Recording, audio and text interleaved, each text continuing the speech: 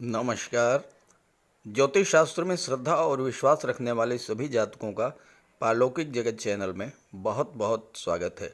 ग्रहों के राजा धीराज भगवान भुवन भास्कर 17 अक्टूबर प्रातः 4:47 पर राशि परिवर्तन करेंगे और अपने परम मित्र बुध की राशि कन्या राशि को छोड़कर अपनी नीच की राशि तुला राशि में गोचर करेंगे और 16 नवंबर प्रातः तक तुला राशि में ही गोचर करेंगे। सूर्य एक वर्ष में केवल एक माह के लिए नीच की स्थिति में आते हैं और वो भी तब जब सूर्य का गोचर तुला राशि में होता है, क्योंकि तुला राशि सूर्य की नीच की राशि है। सूर्य का ये राशि परिवर्तन आप सभी के लिए विशेष सावधानी बरतने का संकेत लेकर आ रहा है, क्योंकि सूर्य न केवल नीच के हो रहे हैं वरन राहु और शनि दोनों की दृष्टि सूर्य पर पड़ रही है और दो प्रबल शत्रुओं की दृष्टि पड़ने से सूर्य अत्यधिक पीड़ित होंगे। और जब ग्रहों के राजा ही पीड़ित हों तो आप समझ सकते हैं कि प्राणी मात्र को पीड़ा होगी। साथ ही साथ सूर्य और केतु की युति भी बन रही है। हालांकि 18 अक्टूबर को शुक्र के तुला राशि में गोचर के साथ ही सूर्य का नीच भंग होगा और नीच भंग राजयोग भी बनेगा। लेकिन नीच भंग राजयोग एक ऐसा राजयोग है जो शुरू में संघर्ष देता है और बाद में अत्यंत शुभ और श्रेष्ठ फल देता है। तो सूर्य के नीच भंग राजयोग का प्रभाव तो आपको 25 अक्टूबर को लगने वाले सूर्य ग्रहण के पश्चात ही देखने को मिलेगा। तो सूर्य के नीच राशि में गोचर करने का सिंह राशि के जातकों पर क्या प्रभाव पड़ेगा और हम क्या कर सकते हैं अपने आप को सुरक्षित रखने के लिए, इसी का विश्लेषण करेंगे इस वीडियो में। ये विश्लेषण आपकी चंद्र राशि के आधार पर किया जा रहा है और वीडियो के अंत में मैं आपको सूर्य के उपाय भी बताऊंगा। तो चलिए वीडियो शुरू करते हैं। वीडियो के शुरू में ही मैं आपको एक सरल सा उपाय बता देता हूं, जिसे आप 17 अक्टूबर से 16 नवंबर तक नियमित रूप से कीजिए। प्रातः सूर्योदय से 1 घंटे के भीतर सूर्य देव को अर्घ्य दीजिए। तांबे के लोटे में जल, लाल पुष्प, रोली, अक्षत, लाल चंदन और थोड़ा सा गंगा जल लेकर सूर्यदेव को अर्घ्य दीजिए। अर्घ्य 3 बार में दीजिए और ध्यान रखें कि जल आपके पैरों पर ना पड़े।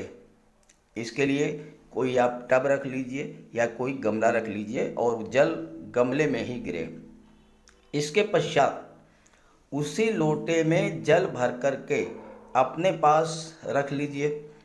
सूर्यदेव के सामने मुंह करके बैठ जाइए और गायत्री मंत्र का सस्वर बोलकर जाप कीजिए। 21 बार, 51 बार या 108 बार, जितना आप कर सकें। इसके बाद लोटे में रखा हुआ जल पीकर अपने डेली रूटीन के कार्य शुरू कीजिए। आदित्य हृदय स्तोत्र का भी आप पाठ करें तो और भी उत्तम होगा। छात्रों को ये उपाय अवश्य करना चाहिए, क्योंकि सूर्य सरकारी नौकरी, शासन प्रशासन के कारक हैं और अगर आप भी इस उपाय को करते हैं तो आप सफलता की ओर बढ़ेंगे।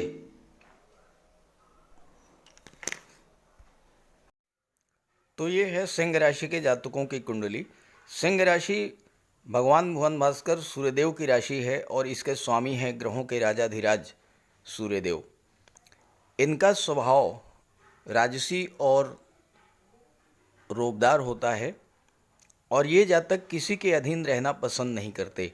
नेतृत्व क्षमता बहुत अधिक होती है और जीवन में कोई भी कैसी भी परिस्थिति हो, ये डटकर उसका मुकाबला करने में सक्षम होते हैं और ज़्यादातर उच्च प्रशासनिक पदों पर या राजनीति में उच्च पद प्राप्त करते हैं। ये जातक अत्यंत कर्मठ, महत्वाकांक्षी होते हैं और जीवन में उच्चतम शिखर पर पहुंचने के लिए निरंतर प्रयासरत रहते हैं। दृढ़ संकल्प के धनी होते हैं, राजसी ठाट बाट से रहना पसंद करते हैं। इन्हें क्रोध जल्द आता है लेकिन शांत भी जल्द हो जाता है। संबंधों को लेकर अत्यंत वफादार होते हैं, लेकिन फैमिली लाइफ ज़्यादा सुखी नहीं होती है, क्योंकि ईगो और अहंकार इनके साथ साथ चलता है। अब इस समय जो वर्तमान स्थिति है, 17 अक्टूबर को सूर्यदेव राशि परिवर्तन करेंगे और राशि परिवर्तन करके आपकी कुंडली में पराक्रम भाव में गोचर करेंगे। 17 अक्टूबर को सूर्य का गोचर पराक्रम भाव में होगा, सूर्य नीच राशि में गोचर करेंगे, लेकिन 18 अक्टूबर को शुक्र भी आ जाएंगे और शुक्र के आते ही सूर्य का नीच भंग होगा, नीच भंग राजयोग बन जाएगा। बुध और सूर्य का बुधादित्य राजयोग बन रहा है। बुध और शुक्र का लक्ष्मी नारायण योग भी बनेगा और सूर्य और बुध का भी एक योग बनेगा, जिसके बारे में मैं आपको आगे बताऊंगा। और ये ऐसा महत्वपूर्ण योग है जिसके बारे में शायद ही आपको किसी ने बताया होगा। लेकिन आगे बढ़ने से पहले मैं चर्चा करना चाहूँगा कि पिछला माह 17 सितंबर से 17 अक्टूबर आपके लिए कैसा रहा होगा, क्या क्या परेशानियाँ, क्या क्या समस्याएं आपके जीवन में आई होंगी, किन किन कष्टों का सामना आपको करना पड़ा होगा और उसकी वजह क्या थी, ऐसा क्यों हुआ होगा। देखिए, पिछले माह मंगल का गोचर कुंडली के दशम भाव में था। दशम भाव कुंडली का अत्यंत महत्वपूर्ण भाव है, क्योंकि यहाँ से आपके जॉब कैरियर का विचार किया जाता है, आपके प्रोफेशन का विचार किया जाता है, आप किस क्षेत्र में कार्य करेंगे और वहाँ पर किस तरह के चैलेंजेज आपके सामने आएंगे। तो मंगल चूंकि शत्रु राशि में गोचर कर रहे थे, शुक्र की राशि में गोचर कर रहे थे, और शत्रु राशि में गोचर करने से मंगल पीड़ित हुए। जब मंगल पीड़ित हुए तो स्वाभाविक सी बात है कि आपको भी पीड़ा झेलनी पड़ी होगी, क्योंकि मंगल की दृष्टि पड़ी सीधे आपके लग्न भाव पर। और लग्न भाव क्या होता है? आपका व्यक्तित्व, आपका स्वास्थ्य होता है। तो अशुभ मंगल के कारण एक तो बड़े भाई से आपके संबंध खराब हुए होंगे, मित्रों से संबंध खराब हुए होंगे, आपको क्रोध बहुत अधिक आया होगा। क्योंकि आपके राशि के स्वामी सूर्य हैं, सूर्य भी प्रबल प्रतापी और उग्र ग्रह हैं, मंगल भी अत्यंत उग्र ग्रह हैं, तो क्रोध आपको बहुत अधिक आया होगा। साथ ही साथ क्रोध आने के कारण hyper tension, high blood pressure की प्रॉब्लम भी आपके साथ हुई होगी। कोई चोट चपेट की घटना भी आपके साथ हो सकती है, घटित हुई हो, क्योंकि मंगल ब्लड के, सर्जरी के और दुर्घटनाओं के कारक भी होते हैं। बार बार बुखार आना, गुर्दे में पथरी की संभावना, जोड़ों में दर्द, और अगर आप गर्भवती माता हैं तो आपको ज़्यादा दिक्कत आई होगी मंगल के वजह से। मंगल की दृष्टि पड़ी चतुर्थ भाव पर, जहाँ से भौतिक सुखों का विचार किया जाता है, और मंगल चतुर्थ भाव के स्वामी भी हैं। चतुर्थ भाव से भौतिक सुखों यानी ज़मीन जायदाद, प्रॉपर्टी और माता का विचार किया जाता है। माता के स्वास्थ्य में भी परेशानी आई होगी। कोई प्रॉपर्टी संबंधी विवाद भी हो सकता है इस गोचर काल में आपको फेस करना पड़ा हो। कोई ज़मीन आपने खरीद ली और उसमें कोई विवाद पैदा हो गया, आप कोई कंस्ट्रक्शन कराना चाहते थे, उसमें विवाद हो गया, या इस तरह का अन्य कोई विवाद आपके सामने आया होगा। साथ ही साथ मंगल की दृष्टि पड़ी पंचम भाव पर, तो छात्रों के लिए ज़्यादा अच्छा नहीं रहा होगा ये समय, और संतान पक्ष से आपको विशेष चिंता हुई होगी, ज़्यादा परेशानी आपको झेलने को पड़ी होगी, देखने को मिली होगी। हो सकता है बच्चे का स्वास्थ्य खराब हुआ हो, या किसी तरह की कोई असफलता जीवन में देखने के कारण बच्चे को परेशानी हुई हो, शिक्षा प्रतियोगिता के क्षेत्र में परेशानी आई हो। और चूंकि मंगल भाग्य भाव के स्वामी हैं और भाग्य भाव में राहु का गोचर है, तो राहु और मंगल का अंगारक योग बनता है, जो कि हर चीज़ को जलाकर के राख करने वाला योग होता है। तो भाग्य का भी आपको सपोर्ट नहीं मिला होगा, पिता से भी आपके संबंध खराब हुए होंगे, और हो सकता है अगर आप किसी यात्रा पर जाना चाहते थे तो वो यात्रा या तो टल गई होगी, और या फिर अगर आप यात्रा पर गए होंगे तो बहुत अधिक कष्ट आपको झेलना पड़ा होगा, यात्रा कष्ट कर रही होगी। और इसी दौरान शनिदेव भी वक्री थे, और शनिदेव छठे भाव में गोचर कर रहे हैं। शनिदेव की दृष्टि पड़ी 12वें भाव पर। 12वें भाव पर दृष्टि पड़ने से विदेश संबंधी कार्यों में आपको समस्याएं आई होंगी। कोई विदेशी व्यापार डील होनी थी, वो डील नहीं हो पाई होगी। विदेश से पैसा आना था, वो पैसा नहीं आ पाया होगा। धन की आपको विशेष समस्या रही होगी, ना तो पैसा आया होगा और ना ही पैसा बचा होगा। स्वास्थ्य संबंधी विशेष समस्याएं आपके सामने आई होंगी, क्योंकि 12वां भाव अस्पताल का होता है, कोर्ट कचहरी का होता है। तो हो सकता है कि अस्पताल और डॉक्टर के चक्कर आपको लगाने पड़े हों। कोर्ट कचहरी का भी कोई मैटर हो सकता है आ गया हो। शनि की दृष्टि पड़ी अष्टम भाव पर। अष्टम भाव कमर के नीचे के रोगों का होता है। तो घुटनों में दर्द, पिंडलियों में दर्द, पैरों में दर्द, कमर में दर्द, पूरे शरीर में थकान, आलस्य, ये सब समस्याएं, या ब्लड संबंधी कोई रोग, इनसे आपको जूझना पड़ा हो। और शनि की दृष्टि पराक्रम भाव पर पड़ी तो आपके पराक्रम पुरुषार्थ में भी कमी आई। देखिए, ये स्थिति मैं बता रहा हूँ 17 सितंबर से 17 अक्टूबर के बारे में, और उस समय सूर्य, बुध, शुक्र तीनों सेकंड हाउस में थे। इस भाव में केवल केतु थे। केतु पर दृष्टि पड़ी तो आपके पराक्रम पुरुषार्थ में कमी आई। पराक्रम पुरुषार्थ में कमी आने से क्या हुआ कि आपके अंदर आलस्य बढ़ा, कार्यों में रुकावट पैदा हुई, कार्य आपके बनते बनते बिगड़ गए, क्योंकि एक तो कार्य में आलस्य की प्रधानता, दूसरे भाग्य का भी साथ नहीं मिला। या तो कोई कार्य आप शुरू ही नहीं कर पाए होंगे, और अगर आपने कार्य किसी तरह से शुरू भी किया तो वह कार्य आधा अधूरा रह गया होगा। भाई बहनों से भी संबंध आपके खराब हुए होंगे। शनि सप्तम के स्वामी हैं, तो दाम्पत्य सुखों में भी एक अजीब सी ड्राइनेस रही होगी, एक दूरी सी रही होगी, संबंध बहुत मधुर नहीं रहे होंगे, चाहे वो लव रिलेशंस में हो, चाहे पार्टनरशिप में, और चाहे दाम्पत्य जीवन में।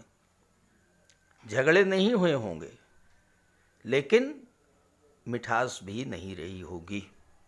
तो अगर ऐसा कुछ आपके साथ हुआ हो तो ज़रूर कमेंट करके बताइएगा, ताकि आपके साथियों और मित्रों को भी ग्रहों के प्रभाव के बारे में जानकारी हो सके। हालांकि ये सबके साथ नहीं होगा, लेकिन जिनके जीवन में सूर्य की या मंगल की या शनि की महादशा या अंतर्दशा गतिमान है, तो उन्हें कुछ न कुछ समस्या इस तरह की जरूर आई होगी। चलिए अब बात कर लेते हैं 17 अक्टूबर से 16 नवंबर के बीच में क्या रहेगा ग्रहों का प्रभाव।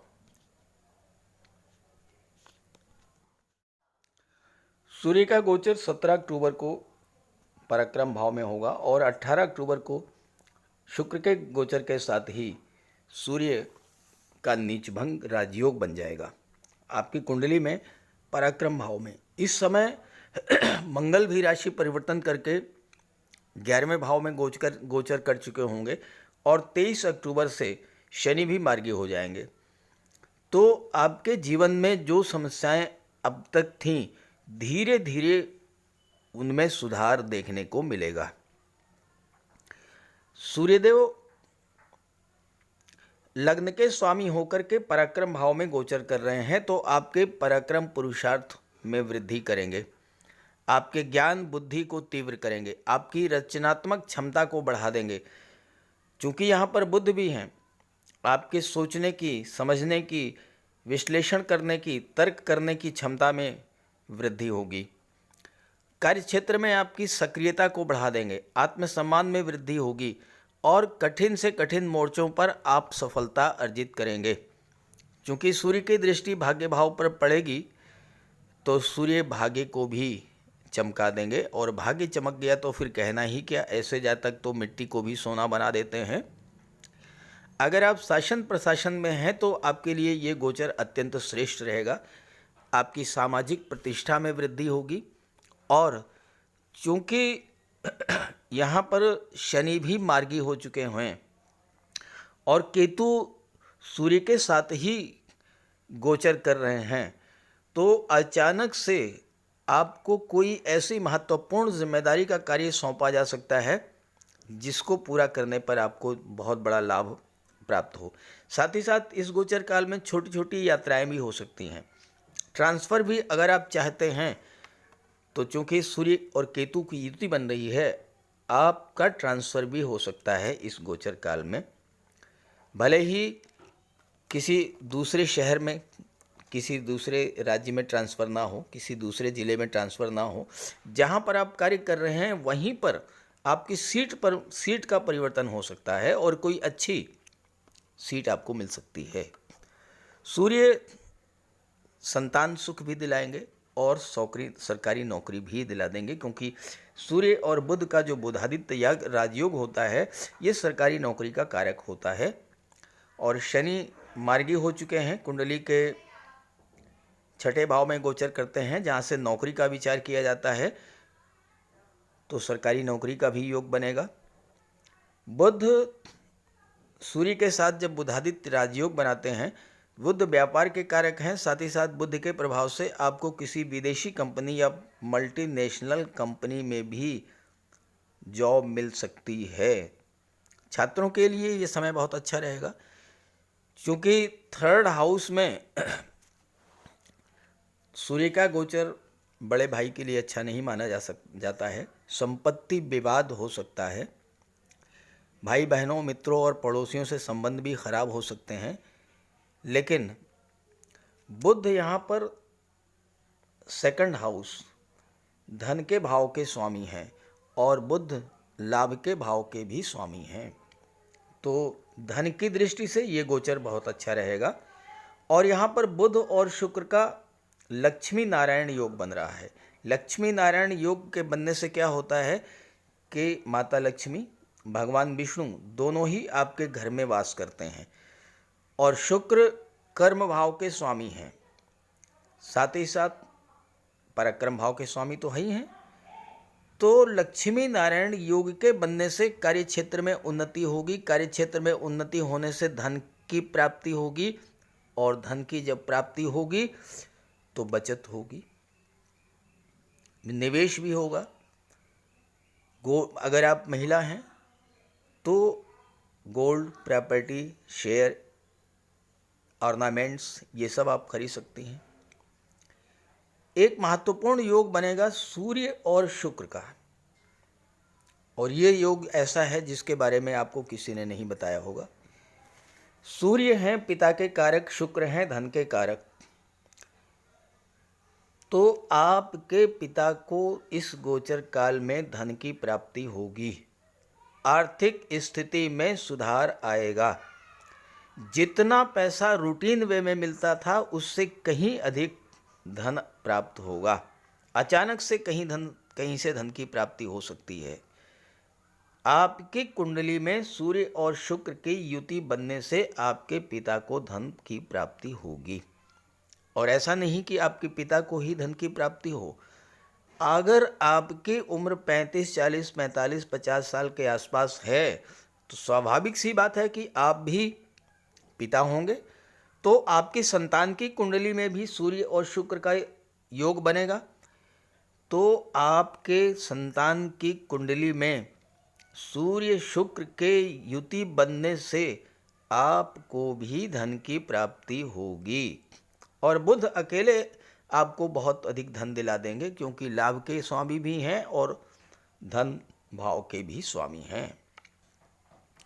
जहाँ तक केतु की बात है तो केतु अचानक से आपको बहुत बड़ा लाभ दिला देंगे। भाग्य भाव में राहु बैठे हैं और राहु की दृष्टि आपके लग्न पर पड़ रही है, तो स्वास्थ्य में भी सुधार आएगा, व्यक्तित्व में परिवर्तन देखने को मिलेगा और धन की प्राप्ति भी होगी। शनि मार्गी हो चुके होंगे और शनि की दृष्टि पड़ेगी विदेश भाव पर, तो विदेश संबंधी कार्यों में भी अब आपको सफलता मिलेगी। जो कई पुरानी बिजनेस डील जो रुकी हुई थी, अभी तक नहीं हो पा रही थी, वो फाइनलाइज हो जाएंगी। विदेश से पैसा आने लगेगा। अस्पताल कोर्ट कचहरी के चक्कर समाप्त हो जाएंगे। और सबसे महत्वपूर्ण गोचर जो है वो है देवगुरु बृहस्पति का। देवगुरु बृहस्पति की दृष्टि पड़ेगी विदेश पर। धर्म अध्यात्म में आपकी रुचि बढ़ेगी। और अष्टम में देवगुरु के गोचर का सबसे बड़ा जो लाभ होता है वो ये होता है कि ईश्वरी कृपा आपको प्राप्त होगी। देखिए, ईश्वर की कृपा अगर आपको प्राप्त हो गई तो आप सब कुछ प्राप्त कर लेंगे। फिर जीवन में किसी तरह की कोई विघ्न बाधा रहेगी ही नहीं। तो इस तरह से सूर्य का ये राशि परिवर्तन आपके लिए बहुत अच्छा रहने वाला है, लेकिन इसका लाभ जो है वो आपको 25 अक्टूबर के बाद ही मिल पाएगा। 25 अक्टूबर तक विशेष सावधानी बरतें और सूर्य का उपाय तो पूरे माह करें ताकि आपको किसी तरह की कोई समस्या ना हो और हर तरह का लाभ मिले। तो चलिए बात करते हैं सूर्य के उपायों पर। अगर अभी तक आपने सूर्य देव का उपाय नहीं किया है तो अवश्य कीजिए। सूर्य देव की आराधना करें। खास करके छात्रों को या जो कॉम्पिटिटिव एग्ज़ाम्स की तैयारी कर रहे हैं उन्हें तो सूर्य के उपाय अवश्य करने चाहिए। सूर्य आत्मा के कारक हैं। इस पृथ्वी पर सूर्य के कारण ही जीवन है और सूर्य की ही ऊर्जा, प्रकाश और ऊष्मा से हम कार्य करने में सक्षम होते हैं। सूर्यदेव की आराधना करेंगे, आत्मा को बल मिलेगा, आत्मविश्वास में वृद्धि होगी, कार्य करने की ऊर्जा प्राप्त होगी, जीवन में रोशनी आएगी, भाग्य चमक जाएगा और फिर आप सफलता की सीढ़ियां चढ़ते चले जाएंगे। तो प्रातःकाल स्नान करते समय जल में लाल पुष्प या केसर डाल करके स्नान कीजिए। इसके बाद सूर्योदय से 1 घंटे के भीतर सूर्य देव को अर्घ्य दीजिए। तांबे के लोटे में जल, अक्षत, लाल पुष्प, रोली, लाल चंदन ये डाल करके सूर्य देव को अर्घ्य दीजिए। ध्यान रखें कि सूर्य देव को अर्घ्य 3 बार में देना है।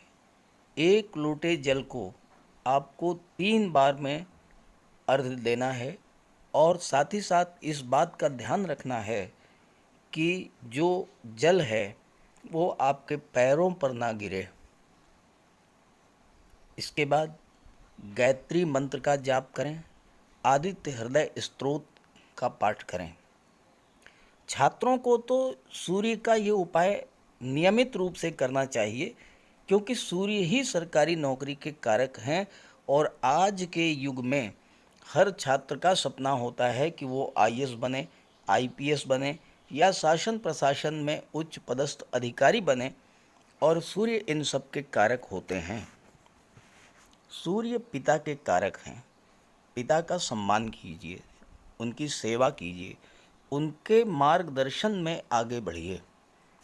यदि किसी तरह का कोई विवाद भी है तो उसे भुला दीजिए और उन्हें किसी तरह का कष्ट तो बिल्कुल न दें। इससे सूर्यदेव को बल मिलेगा। सूर्यदेव को बल प्राप्त हो इसके लिए रविवार को नमक का सेवन न करें। दलिया, दूध, दही, गुड़, गेहूं की रोटी इन सब का प्रयोग करें। रविवार के दिन सूर्यदेव को अर्घ्य देने के बाद एक तांबे की अंगूठी या तांबे का छल्ला ये धारण करें और जितनी आपकी क्षमता या सामर्थ्य हो यथाशक्ति लाल वस्त्र, गुड़, गेहूं, मसूर की दाल या तांबे का दान करें।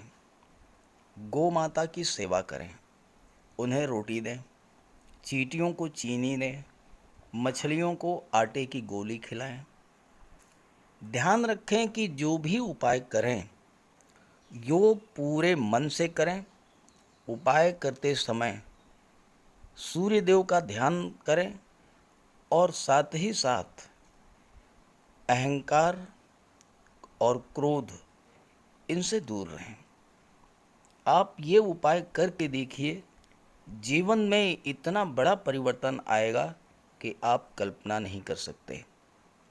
तो मेरी बात से सहमत हों तो उपाय शुरू कर दीजिए, और वीडियो अच्छा लगा हो तो अपने साथियों को, मित्रों को भी ज़रूर शेयर कर दीजिएगा।